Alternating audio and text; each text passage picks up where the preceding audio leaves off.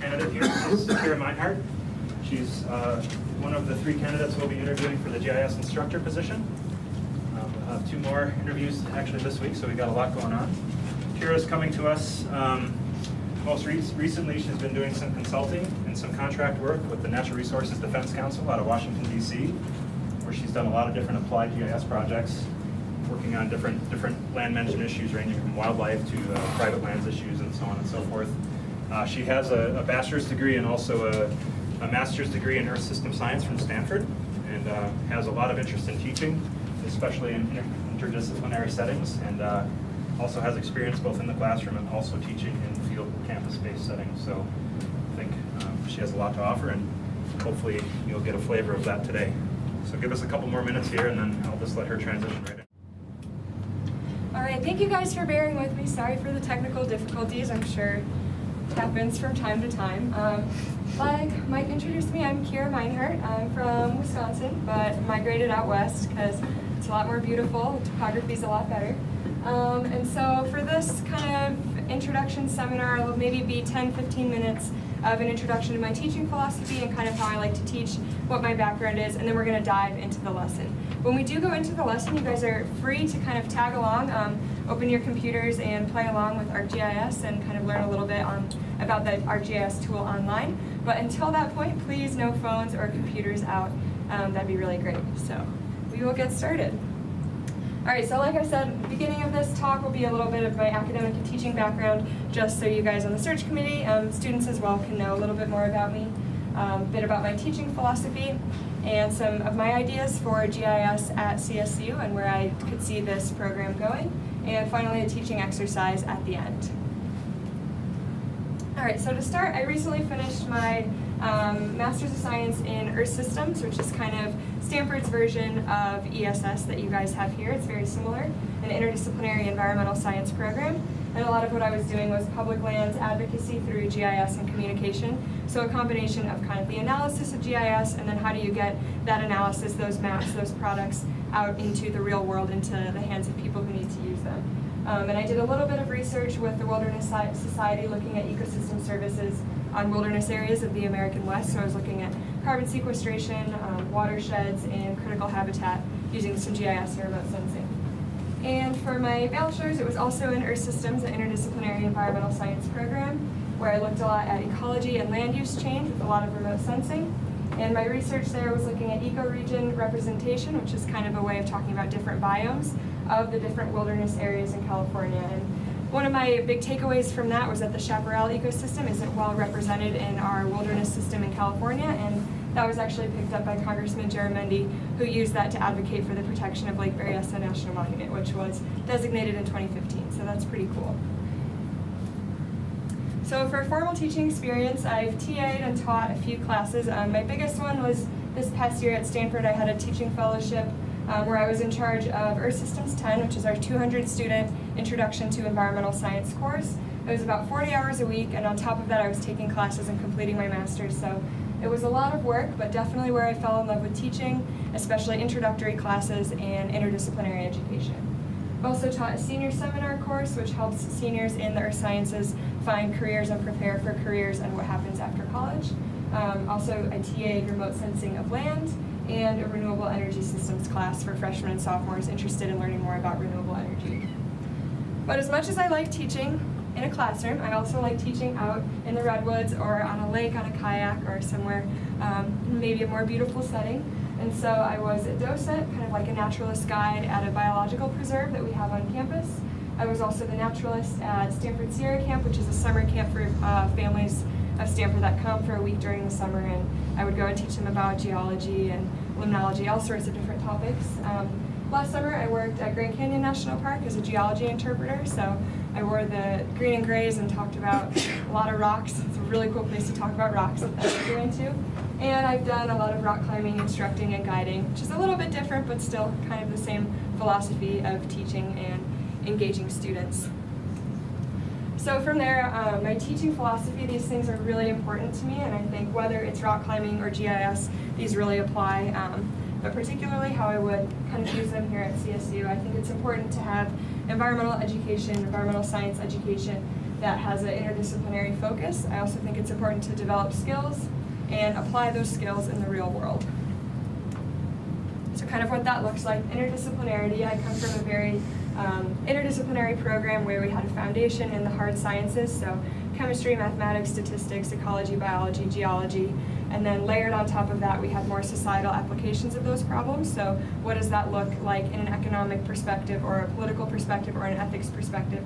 Really looking at how interdisciplinary these environmental problems are in the real world, because it's great if you're really good at one thing, but if you can't kind of translate that knowledge into another sphere and adapt it and apply it in the real world, then it's not going to be that effective for you. So say one exercise we did, this is actually our midterm review.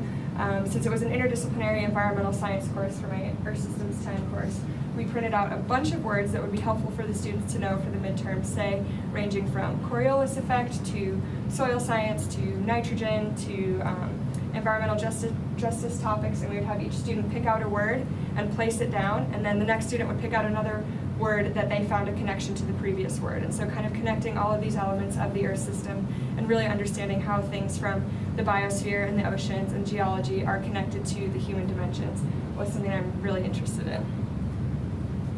So like I said, connecting disciplines is really important, and also connecting course content. So I think it's very valuable to bring up things that were mentioned in the first week of class in subsequent weeks, and to really connect that and make sure that knowledge feels well tied together. And I think it's also a good way to remember course content rather than to have to cram for a final exam at the end of the semester. If you've kind of been reviewing that all semester long, it's a much better way to learn. So moving on, I think skill development obviously is a really important part of why we're here, why we're learning things like GIS. It's a really awesome tool to take into the real world. But with GIS, my approach to teaching it, an approach that I'm very fond of, is not having students memorize what buttons to press or what those buttons look like, but rather develop a way of thinking that helps you learn spatial analysis. Say, this is the question I'm trying to answer. What are all the different ways, what are all the different steps I could take to answer that question? And if I forget the name of this button or this tool, you can always Google that, and the internet has that information. But how do you develop the critical thinking and the problem-solving skills to do that? So this is not a GIS application, but something totally different. We were talking about different adaptations that different ocean mammals and creatures have that live under the sea that help them, whether it's an air bladder or whether their eyes are adapted to different light. Say an animal doesn't have eyes if it's way down in the ocean. So we were learning these fundamental things, and then we had students create their own sea creature on the board based on where they lived in the ocean. So kind of creating their own adaptation. So it's kind of funny, kind of goofy, but I feel that if you develop the fundamental skills and critical thinking and problem solving, building from that becomes a lot easier.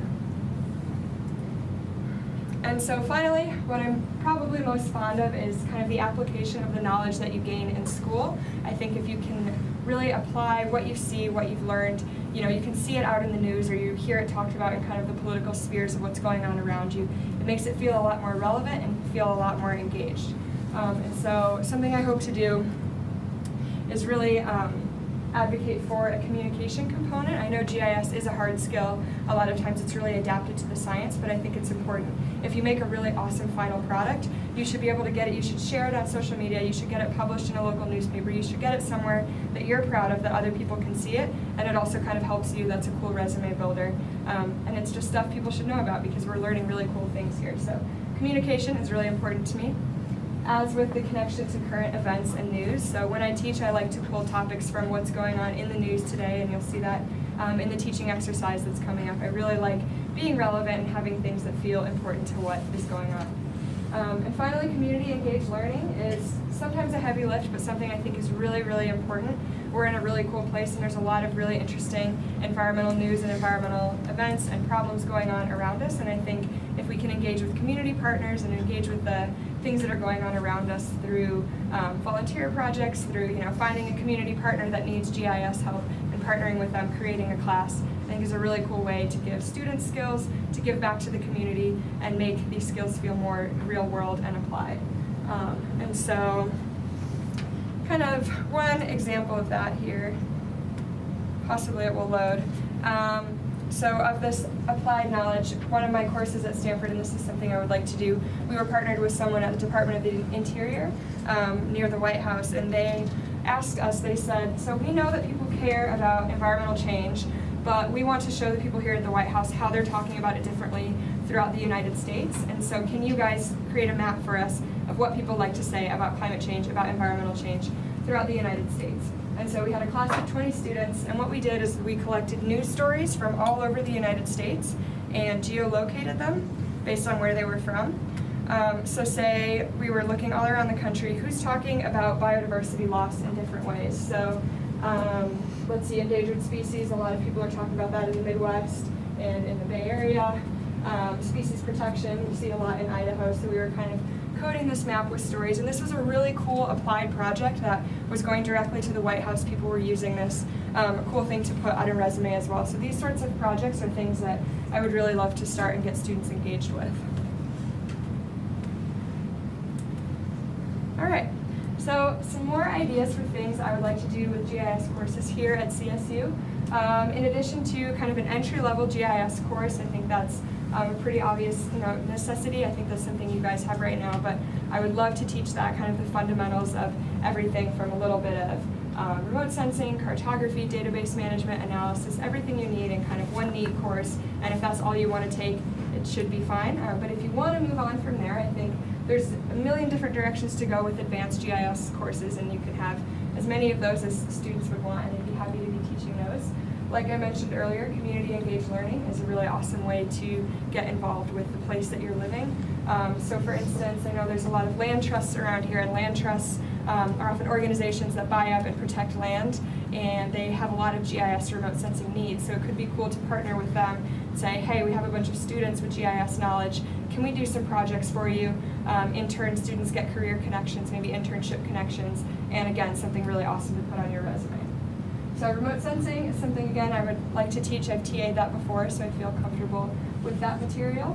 Something new that I would like to dabble with, kind of mixing my communication background with GIS, is communicating GIS course. So maybe having a final project that requires students to get something published in the news or published online somewhere, a cool blog post with a map, a story map like I was just showing you earlier. I think really getting the tools out there and having people see them is something awesome. And again, awesome for students to have for future use. So something I'd be interested in pursuing. And I've talked about this with the people at the Geospatial Centroid, but GIS workshops are another cool thing if you maybe don't have enough time for a class per se, but you have 3 hours on a Friday to come in and do Introduction to ArcGIS or Introduction to QGIS. Just have a little bit of knowledge so you can load some data, look at some data, and just have some basic familiarity with Arc is, I think, a really useful thing. So I know you have some of those, but I would love to grow that program as well. Okay, so now we're going to dive into the teaching exercise. It's going to be an introduction to ArcGIS Online. So if you've never used ArcGIS Online, we're going to kind of dive into that. You can get your computers out now. You can follow the directions on the beginning of the sheet to start making an account, but also tune in a little bit. And if you don't want to follow the lab, that's totally fine, up to you guys. Just so you can situate where I would have this in a probably introductory GIS course. It's pretty basic, probably freshmen and sophomores who have never been introduced to GIS before. It's rooted in a real-world problem, a real-world application, and it would probably come near the end of the course or after we've done a bit of analysis in ArcGIS Desktop. I would want to start playing around with some other tools. So I have an introduction to ArcGIS Online, maybe an introduction to QGIS, maybe Google Earth Engine, one lab each. And so this would be kind of a snippet of that so students can gain familiarity with it but not quite become an expert. Are there any questions on that so far? Cool, all right, we're gonna dive in. All right, so can you raise your hand if you've seen the sage grouse before? Does anyone know what the sage grouse is famous for? Apparently. Mating rituals. Yeah, the mating rituals, the mating dance. I should have loaded a video, that would have been pretty cool. I've never seen it, definitely a bucket list thing, but apparently that's kind of what it's notorious for. It's this awesome mating dance. An iconic species of the American West. About 100 years ago, there was 16 million of them roaming around this general region in the sagebrush plains. Anyone have an estimate for the numbers that we're at today? 500,000. Awesome, yeah, somewhere between 200 and 500,000 today. So maybe someone besides the sage grouse researcher. That's awesome though. Does anyone have an idea why these numbers could have plummeted so quickly? You can just shout it out. throughout the American West. What's been going on? Yeah. Land use of Land. cattle roaming through their lands and kind of destroying their ecosystems a little bit. Not destroying them, but like Yeah, changing them. messing them up. Absolutely. What? Anything else? Agriculture. Or land use change. Yeah, so just lots of things that generally fall under the category of land use change and development. A lot of commercial development, a lot of energy development out west, a lot of general migration of people out here, which really compromises the sagebrush habitat that the sage-grouse depends on. So their numbers have really been plummeting. Kind of a brief timeline of what's been going on here. So if you've read the article that was assigned as homework, you're kind of familiar with what's going on here, but if not, that's fine. We're going to go over the most important things here. So after these numbers have been plummeting for about 100 years, in 2010, the Department of the Interior assigned them a status that is warranted but precluded. Has anyone heard that phrase before? So that basically means maybe they need greater protections, maybe they should be protected under the Endangered Species Act, but we don't have enough resources and there's so many species in line above them that it's probably not going to happen. So they acknowledged that they needed greater protection, but it wasn't going to happen. So what are we going to do? So what they decided to do after that was start the Sage-Grouse Initiative, which was a really cool public-private partnership. Some people consider it one of the biggest conservation successes of the American West, with ranchers, sportsmen, energy professionals, researchers all working together to come up with a really comprehensive sage-grouse plan to save this species. It's a pretty cool species, has an awesome mating dance, but there's also about 350 other species who are reliant on the sagebrush plains and grasslands that these species are. So if we can kind of save them, protect them, we're protecting many other species as well. So that's why it's kind of an important thing. So moving on, we were doing well with the Sage-Grouse Initiative, but then in 2014, the Sage-Grouse and Endangered Species Conservation and Protection Act was proposed, which basically said this species is not going to be listed under the Endangered Species Act, but we got to come up with a plan for something better to conserve them. So after some more negotiations, more discussion with the partnerships, they came up with 98 management plans in 10 western states, kind of colloquially known as the Sage-Grouse Conservation Plan. So all around the American West where we have this species living, there's all these different management plans that were crafted really carefully with years of input from all of these different stakeholders. So it's a pretty cool plan. It is keeping it off the Endangered Species Act as of 2015. And in 2016, the United States Courts of Appeal kind of ruled on the side of the sage-grouse in that there was a planned wind energy project in Oregon that got kind of delayed until the BLM really did a rigorous study of the sage-grouse habitat. So under the Obama administration, that was kind of going more in the direction of the sage-grouse. But under the new administration, as our news article presented to us, kind of what that was about, was that the BLM might be doing some changes to the plan that had been existing, which is a little controversial because all this time and effort went to it with all these different stakeholders, so people are getting a little bit upset. But we're going to have an activity, dive a little bit into that. And the reason why the article was focused on the BLM and why we're going to be talking so heavily about the BLM in our exercise is that they do manage about half the land that the sage-grouse lives on. So it's really important to keep that in mind as we go through this exercise. That's why we're talking so much about the BLM. All right, so can I get 2 volunteers? Yes. Will you please read the box on the left, if you can see that? Yes. We are very pleased BLM is moving forward with amending the sage-grouse plans. The plans discourage on-the-ground local conservation efforts and ignore state plans, except for Wyoming's, in favor of a top-down, one-size-fits-all approach. Kathleen's. Yeah, it's perfect. Awesome. So that was a representative from the Western Energy Alliance, and this was in response to the BLM possibly changing some of those sage-grouse conservation plans. So some people are pretty on board with this and want this to be changed. Can I have another volunteer to read the box on the right? This administration is playing chicken with the sage-grouse extinction. The Department of Interior is now abandoning all pretense of protecting sage-grouse in a stampede to ramp up commercial exploitation of public lands. Awesome. So that is from a wildlife biologist and executive director of the Western Watersheds Project. So this is kind of a group that's on the other side that really doesn't want those conservation plans to change. So keeping those quotes in mind, we're going to have a quick activity. I prepared for about 20 students, but we are going to make this work nonetheless. So I'm going to pass out an identity to you. Don't share it with anyone quite yet. Just have it in your brain, and we're going to have groups of 3. Ideally, we can have some groups of 4. But if you want to participate, that'd be awesome. If you want to find a group of 3 to join, or make a group of 3. I'm going to pass out some identities. Don't share them with anyone. But in a second, I'll show you a prompt, and then this will make more sense with how you're supposed to act.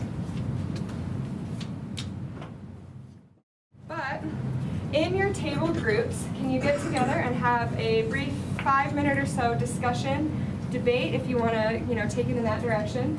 Should the BLM reduce federal protections for the sage grouse on 10 million acres previously protected by the Sage Grouse Conservation Plan?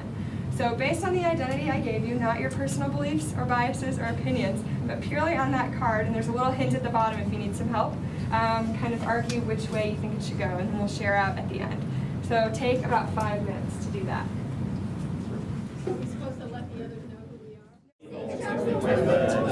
All right, so finish up here in the next few seconds.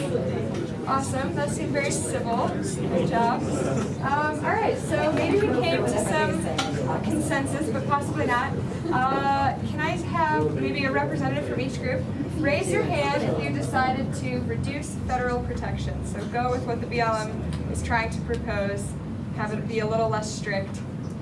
Maybe get some sage grouse out of there. We were supposed to solve this. If you can come to a consensus, but if not, that's also reasonable. We came to fisticuffs. Okay. All right, so no one's outwardly reducing protections, not surprising. Raise your hand if you came to a consensus to keep protections as they are, or increase them. Nice. A few people, good job. As you can see, that's not ubiquitous with the whole entire room, because we had a few different stakeholders. Oh no. We did have people from the Western Energy Alliance, people like Kathleen, who want more power in the states, who want to be able to kind of dictate those plans a little bit more, maybe want some more energy development, commercial development that the sage grouse habitat is sort of impeding. And we also had people in that discussion who were from the Western Watersheds Project, who really wanted to protect the sage grouse and its habitat, and then the other species that also rely on that habitat. But it was difficult to come to a consensus, as it is with many environmental debates, environmental issues, because you do have diverse stakeholders with diverse needs and wants, and it's really hard to kind of encapsulate those in a final solution.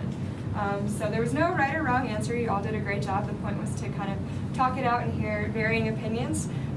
One of the only things that I can probably agree with is this quote that I found from Wyoming Governor Matt Mead, who said, "We can't have wholesale changes in wildlife management every 4 or 8 years. I don't think that is the best way to sustain populations or provide the necessary predictability to industry and business in our states." So it is really hard when we, really thoughtfully make these plans and then we up and change them every 4 and 8 years. That's not how wildlife biology works. That's not how a lot of things work. We need consistent plans. We need, engaged, thoughtful environmental scientists who are making these plans, and tools like GIS is a really cool way to start doing that. So with that being said, we're going to dive into ArcGIS Online and apply this kind of thinking to start creating a skill set. So the objective of this lab, so this kind of would be the lab portion of the class, and the lab, there's homework questions at the end, and so that would, in theory, be due next week, or something, at the end of the class if you're really good. So it is to use ArcGIS Online to visualize the sage grouse habitat extent compared to federal land designations in Colorado. And the learning goals of this lab: to gain basic familiarity with the ArcGIS Online platform. So really just a basic understanding. We're not really doing much rigorous analysis or anything like that in this lab. But also to use ArcGIS Online to quickly represent geographic data from current events, so like from this news story that we're just reading, and to improve data acquisition skills, and that would come later on in the homework. So that's not something we're necessarily going to be doing much in the class portion of this. So will you raise your hand if you've used ArcGIS Online before? A few people, not many. It's pretty cool. It really depends on the level of membership you have. So for the one that we're using for this class that I would ask all of you to sign in and create an account is the basic free public version, which has a lot of restrictions, but it still is a pretty cool tool. So some good things about it are that it's free, it's basic membership. It's pretty easy to share your maps, share your data.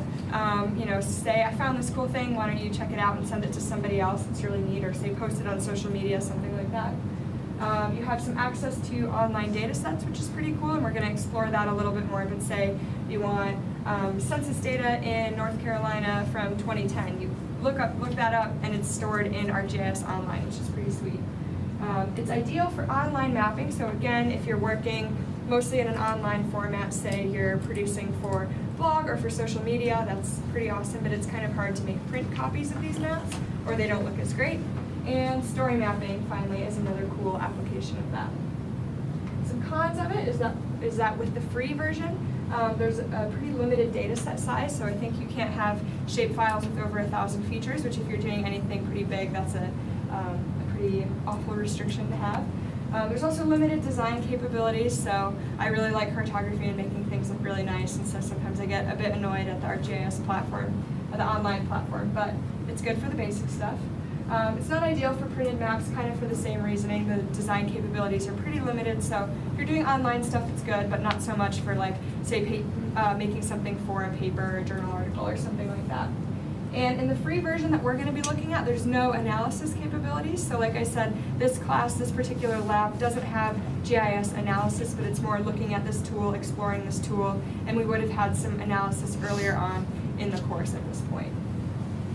All right, so if you want to play along, you can follow kind of the prompt in the lab to log on and make an account. If not, I'm going to just go into mine and start going over a few of the basic steps of the lab to introduce you guys to what you would be doing. How I like to run my lab sessions are to create a really in-depth lab, usually 8 to 10 pages of directions, really thoughtful directions that hopefully would guide you through all of the troubleshooting. And during the lab section, I would do an engaging part, and then I would kind of introduce you to some of the troubleshooting, some of the basic elements of that lab, but then leave it up to the students to finish the lab, maybe on their own time or for homework. Cool, so here's the ArcGIS Online platform.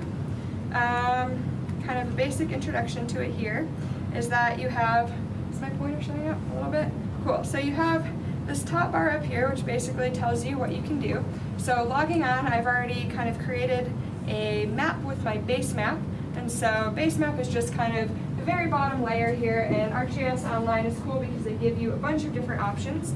So the one that I've asked you to use for the lab is this imagery with labels, which is, I believe, created with some Landsat data. It's pretty cool. You can zoom in quite a ways if you want. Since we're looking at the whole state of Colorado, this is good for now. Next thing, we're going to dive into adding some data. So I've already loaded a bunch of data sets, but just to show you how that works. With ArcGIS Online, you can't upload any raster data, but there is some raster data stored online, so if that's something you wanted to do, you could look for it. Hopefully it would be there, but they don't have everything. So you can only do vector data, and it only takes zipped shape files. So basically all of the data that you would need to load a shapefile, you compress it into a zipped file, and then you can load it from here. Oh, I'm not on my computer anymore, so I don't have them. Okay, that's okay. No, it's not, all right. Let's see, sorry about that. Forgot that I wasn't. All right, so, do you guys mind if I do this really quick? I'm sorry. Not at all.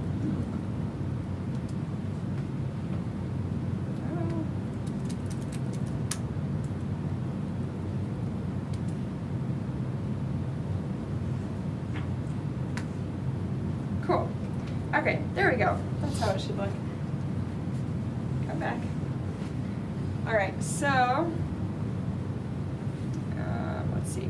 So if you want to add data, we're waiting for the map to load here, but you're gonna press the add button, and then add layer from file is how you're gonna add data from your own computer.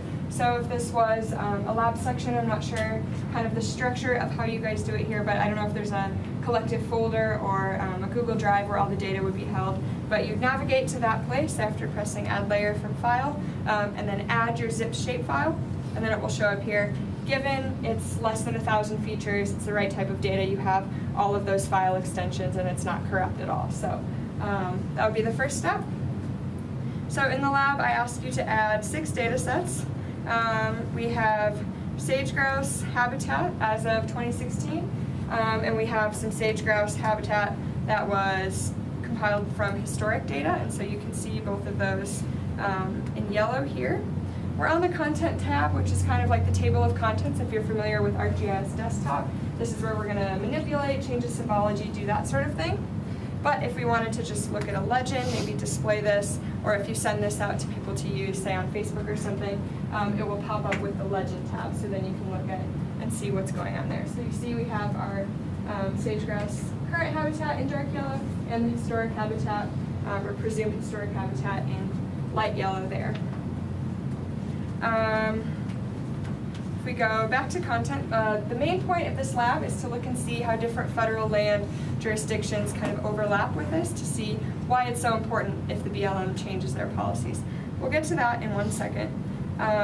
From the lab, if you flip to, let's see, the 5th page, we're going to start adding our own data into this lab. And so I wanted to see how USFWS for Fish and Wildlife Service land, critical habitat land, overlapped with the sage grouse habitat. So I want to find critical habitat layer, see if Esri has one online for us to use. So I'm going to start to search for that, but I want your guys' help. So if I'm searching for a critical habitat data set, I'm going to give them a keyword. Can anyone tell me what keyword might work? We're just going to try a few and see what happens. Huh?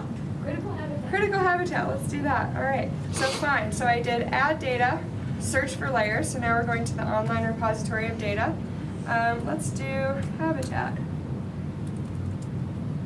All right, and so I explicitly stated which data set I want you to use on here. It's called Critical Habitat U.S. Fish and Wildlife Service, and it gives you the author of that. So I'm going to scroll down until I find that exact data set. Right here, Critical Habitat U.S. Fish and Wildlife Service. And I'm going to press add. And it's thinking. Done adding layers, because that's the only one I wanted. Still thinking. Cool. So that brought up 4 different data sets. We have both proposed and final with polygons and with lines. I only want to look at one of those, and it's the final polygon features. So that is this one right here. So I'm going to get rid of all these other ones. And to get rid of a data set, you're going to click on 3 dots, these 3 dots, and just press remove. So now that one's gone, that one's gone, that one's gone. So a lot of times when you're using these data sets from the online repository, you say, oh, I want census data for North Carolina, and all of a sudden all these other states will pop up. So sometimes there's more data than what you're asking for, so you can just remove those data sets that you're not looking for. But the keyword function is really, really cool. I was looking at it earlier. Say I didn't really know what I wanted, but I wanted something to do with ecology to add to this map. So add, search for layers, a little bit slow.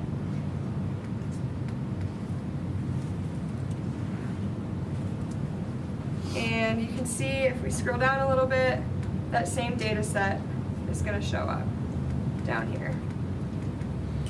Critical Habitat U.S. Fish and Wildlife Service. So depending on the keywords you look for, it's really fun to play around with here, even if you're doing a static project in ArcGIS Desktop and you're looking for data. This is a really helpful place to kind of peruse, see what you can look for, see what you can find, and if you can download that and use it on your own computer. So that can be pretty helpful. So after we've loaded all of our layers, we're going to turn all of them on. And one other thing that I'll show you how to do is change the symbology in ArcGIS Online, which I said is a little bit restrictive, but it still can do a few things. So I'm going to go with the National Park Service land in Colorado that I have is bright purple now. You can see a few of those here. So to change the symbology, you're going to hover over the name, and you have 3 little shapes down here. I'm going to click on those,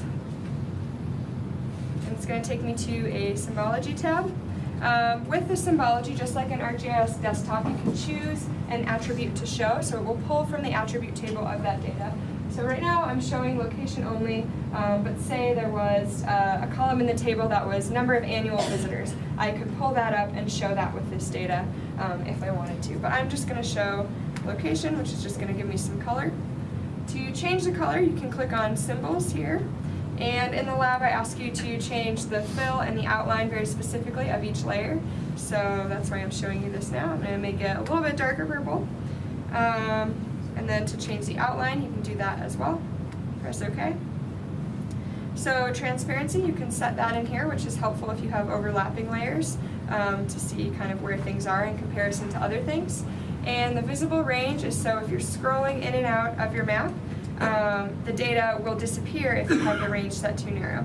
So I just set it really small, and you see my National Park Service layer disappeared. But for the sake of this lab, it's pretty simple. I want that data to show up always, so I'm going to set the range from the world to a room, press OK, press done, and that is how you change the symbology for there. So that's how we load all of our layers, and what I really wanted to focus on, if you kind of would turn to the homeworks at the end of this, and we can just kind of look at those and discuss those. On the final page of the lab are those homework questions. So we've been talking a lot about the BLM. The article was about the BLM. We had some BLM representatives in our little debate. Based on what we're seeing in this map and where different federal lands are overlapping each other, do you see now why it's important, why we're talking about the BLM when it comes to sage-grouse habitat as opposed to other federal land managers? So we can see this brown is the BLM land, and there's a ton of overlap with the sage-grouse current habitat as well as the overall habitat. But the National Park Service, not so much. Forest Service, not so much. The Fish and Wildlife Service critical habitat, really not a lot of overlap. So that's why it's really important that whatever the BLM proposes really is going to affect this species. And GIS is a pretty cool way to visualize this and to demonstrate this information to other people. Cool. So I guess I can just go over the homework questions with you guys just to show you like what I'm thinking, how I like to create assignments. So for the first map is just a pretty objective question. Which land designation seems to have the most overlap with the sage-grouse habitat? You can see that it's the BLM land, and it's relevant because the BLM is proposing to change their policies. So if they do, they are going to drastically affect the sage-grouse. The next question would be more about kind of an analysis, since we weren't able to do an analysis in this class because there's not an analysis tool with ArcGIS Online. We would kind of go back to previous lessons. So if you wanted to know exactly how much sage-grouse habitat was contained in each of the 4 land designations, what would you do in ArcGIS desktop version to complete that analysis? And those are things we already would have done in the course. So it would just kind of be going back, reviewing that, refreshing those skills, making sure the analysis is still fresh in your brain. The third question is something pulled from the reading, also to help with kind of data acquisition and making this relevant. It says, the damaging and unnecessary ban would have barred mining on 10 million acres of mineral-rich lands, further increasing our import dependence, importing of fossil fuels. So my question is, which spatial data could be used to analyze this claim using GIS? And I would have you list 3 data sets and their sources, owners, and URLs. So the point of this is I want you to think about kind of the fossil fuel industry in correlation with sage-grouse habitat, maybe what sorts of data would be interesting to look at in correlation with the extent of this species, and I would actually want you to go out and find that data. From working kind of in the real world and doing a lot of independent projects, I've found that finding data is often the hardest step in these sorts of projects, and in class you're usually given your data. So I think as a student to build your own kind of data repository, or at least understanding of where to find data, is really important. So I would probably have a question like this on almost every lab. What sort of data would you use and where would you find it? Please give me a link so that, say, for your final project or for your future projects, you would have an idea, oh, I'm doing an energy project. Well, I've already found a bunch of energy data in past labs, so I'm just going to go look at those, and I already know where to find it. Because that's often 70% of the work for many GIS projects. And the last question would just be to submit your map. I'd want to see your work. I'd want to make sure you followed all the guidelines exactly. If I ask for a specific color, I'm looking for that specific color. And if I'm asking you to share it properly, I want to see that it's been shared.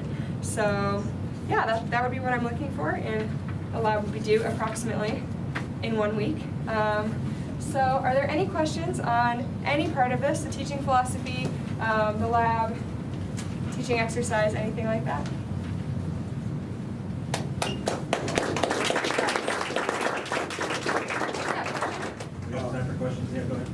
questions. Great.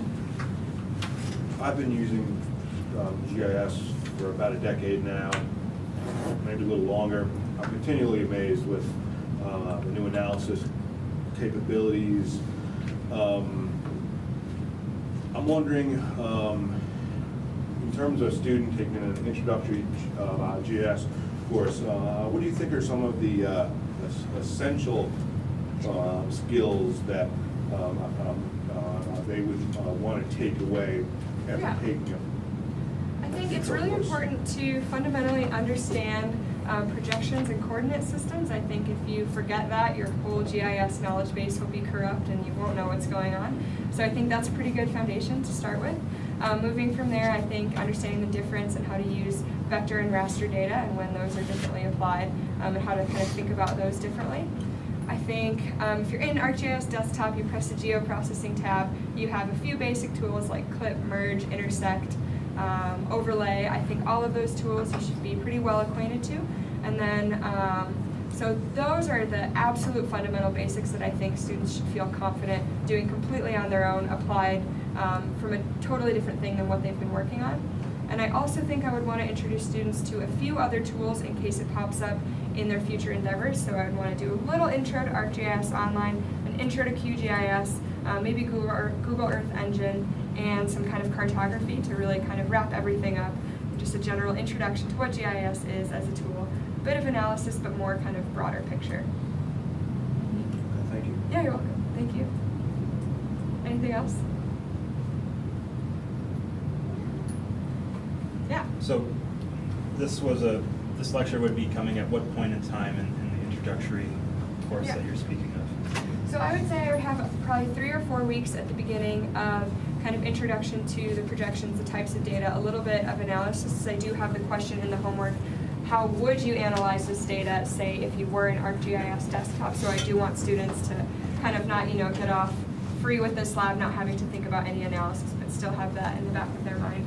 So maybe, I guess, totally different. I'm coming from a 10-week quarter system, and I would put it about week 5, week 6 in a quarter system, so somewhere halfway in a semester, yeah.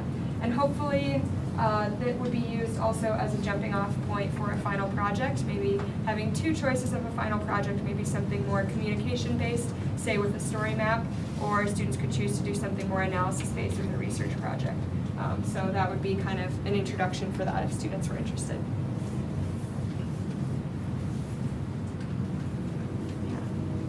Did you have a question? Well, I was just kind of curious, in an intro GIS class, do you think it would be possible to incorporate like a small aspect of computer science or programming, some scripting, because that's often the next step in doing GIS? Yeah, it totally is. I am not as familiar with programming. I can't say I'm an expert in it. I'm just getting into it myself. I hadn't had it in my introductory GIS courses, but I definitely think it could have a place there. So depending which direction the department wants to go and the courses want to go, it definitely could be integrated. Any other questions? All right, watch your emails. I'll be sending out an evaluation form later today, and I definitely appreciate the feedback, and thank you all for coming, and let's thank Kara one more time.